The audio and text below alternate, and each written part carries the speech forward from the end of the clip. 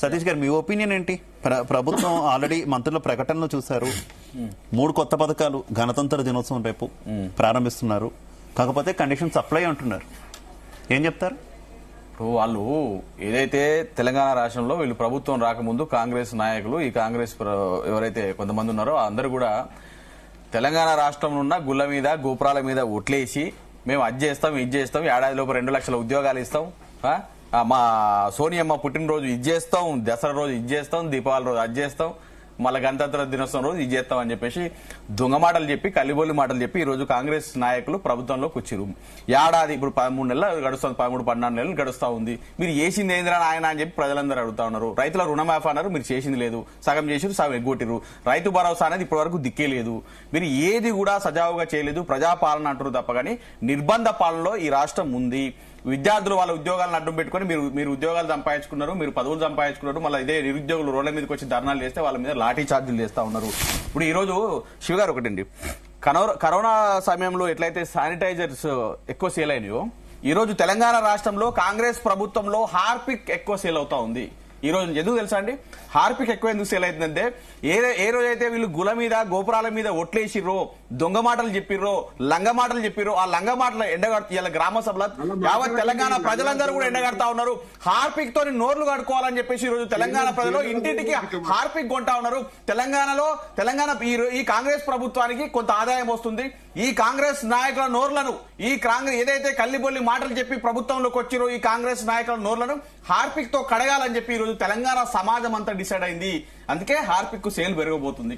ఈ రోజు ఎవరైతే మా షిమ్మిపూర్ రాజాని వాళ్ళ ప్రెస్ మీట్ పెట్టిరండి, ఏమని చెప్పి తెలుసా, గ్రామ సభలో ప్రజలందరూ కూడా కాంగ్రెస్ నాయకులకు గూబలు గుయ్యమనేలాగా సమాధానం ఇస్తున్నారు. సో వీళ్ళకు తల బాగా నొస్తా ఉంది, తలలు నొస్తా ఉన్నాయి కాబట్టి ఉదయకు జెండుబాము ఇప్పుడు జిందా తిలిస్మాత్ మేము అందరం వాళ్ళకు కాంగ్రెస్ నాయకులకు కాంగ్రెస్ ప్రభుత్వానికి ఇవ్వబోతున్నాం. దయచేసి పెట్టుకోండి. మీకు ఎట్లయితే మేము ఈ రోజు ప్రతిపక్షంలో మేమున్నాం, ప్రజలకు ప్రశ్నించే గొంతుకగా మేమున్నాం ఈ రోజు. కానీ ప్రజలందరూ కూడా ఈ రోజు బీఆర్ఎస్ నాయకులను కేటీఆర్ గారు మీరు రండయ్యా, మమ్మల్ని కాపాడయ్యా, కేసీఆర్ గారు మీరు రండయ్యా, మీరు లేక ఈ రోజు రాష్ట్రం ఆగమైపోతుంది.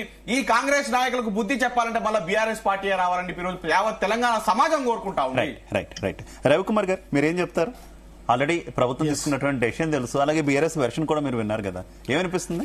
బీఆర్ఎస్ వర్షను కాంగ్రెస్ వర్షను రెండు మేము వింటున్నాం, ప్రజలు కూడా వింటున్నారు. ఒకటి మాత్రం ప్రజలకు కావచ్చు, ప్రతిపక్ష పార్టీలో ఉన్న మాకు బీజేపీ మాకు కూడా అర్థమవుతుంది ఏంటంటే పాలకులు మారిరు కానీ పాలన ఏ మాత్రం మారలే, పాలన ఇంకా దిగజారింది. తెలంగాణ ప్రజల పరిస్థితి ఇంకా దిగజారింది. తెలంగాణ ప్రజలు పెనంలో నుంచి పొయ్యిలో పడ్డ పరిస్థితికి వచ్చింది.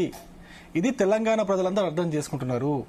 9.5 సంవత్సరాల కేసీఆర్ పాలనలో కూడా సంక్షేమ పథకాలపైన ఇచ్చినటువంటి హామీలు ఏవి కూడా 100% వాళ్ళు కూడా అమలు చేయలేదు. ఇది సత్యం. దాని తర్వాత మార్పు కోసం అనే నినాదం తీసుకొని వచ్చినటువంటి కాంగ్రెస్ పార్టీ, ఈ యొక్క రేవంత్ రెడ్డి నిత్యం ఎలక్షన్స్ ఎప్పుడైతే నోటిఫికేషన్ వచ్చిందో అప్పటి నుంచి నిత్యం అబద్దాలతో, అసత్యపు మాటలతో, అబద్దపు హామీలతో తెలంగాణ ప్రజల ఓట్లను కొల్లగొట్టి అధికారంలోకి వచ్చిన తర్వాత మళ్ళీ కొత్త నాలికను కొని తెచ్చుకున్నట్టుగా ఈ యొక్క కాంగ్రెస్ ప్రభుత్వం కొత్త నాలికను కొనుక్కొని తెచ్చుకొని మళ్ళీ మాట మారుస్తూ, అబద్దాలు మాట్లాడుతూ, మభ్యపెడుతూ, డైవర్షన్ చేస్తూ తెలంగాణ ప్రజల్ని పిచ్చోళ్ళని చేస్తున్నారు. తెలంగాణ ప్రజలు పిచ్చోళ్ళు అయిపోయారు. ఇప్పుడున్న పరిస్థితి తెలంగాణ రాష్ట్రంలో ఏమండి ధనిక రాష్ట్రం అని చెప్పేసి టీఆర్ఎస్ వాళ్ళు పెద్ద బాకా మోగించారు. ఇప్పుడు కాంగ్రెస్ పార్టీ వాళ్ళు వచ్చి మేము అన్ని ఇస్తాం డబల్ ఇస్తాం అని చెప్పేసి వాళ్ళు కూడా పెద్ద బాకా మోగించారు. కానీ తెలంగాణ రాష్ట్రంలో ఇప్పటికి కూడా 80% మంది ఇంకా పేదలే. ఈ రాష్ట్రంలో ఎన్ని రేషన్ కార్డ్స్ ఉన్నాయి, ఎన్ని రేషన్ కార్డ్స్ కావాలా, ఎక్కడ ధనిక రాష్ట్రం అయింది, ఏ విధంగా ధనిక రాష్ట్రం అయింది, మీరు హామీలు ఇచ్చినవన్నీ కూడా మీరు ప్రజల యొక్క సంక్షేమం కోసమే. ఇప్పుడే ఆయన రమేష్ గారు చెప్పారు ఇవన్నీ. తెలంగాణ ప్రజల ఆర్థిక పరిస్థితి ఏ విధంగా ఉంది ఏంటని చెప్పేసి ఆయన చాలా వివరంగా చెప్పడానికి ప్రయత్నం చేసినారు. కానీ ఆయన మీరు అడిగిన ప్రశ్నకి దాటవేసే ప్రయత్నం చేసినారు. ఆయన చెప్పిన సమాధానానికి నేను ఆన్సర్ ఇస్తున్నా. తెలంగాణలో ఇప్పటికీ కూడా 80% మంది పేదవాళ్లే. వాళ్ళకందరికీ రేషన్ కార్డులు కావాలన్నా వద్దా, వాళ్ళకందరికీ పింఛన్లు కావాలన్నా వద్దా, వాళ్ళకందరికీ రైతు భరోసా, కూలీ